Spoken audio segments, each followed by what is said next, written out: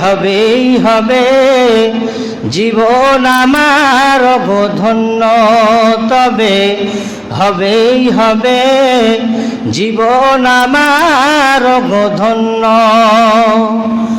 অনন্তকাল আমি থাকতে পারি বসে,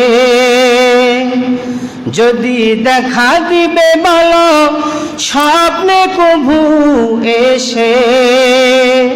পাই যদি দেখা, পাই যদি দেখা সামান্য, তবে হবেই হবে জীবন আমার ধন্য, তবে হবেই হবে জীবন আমার ধন্য।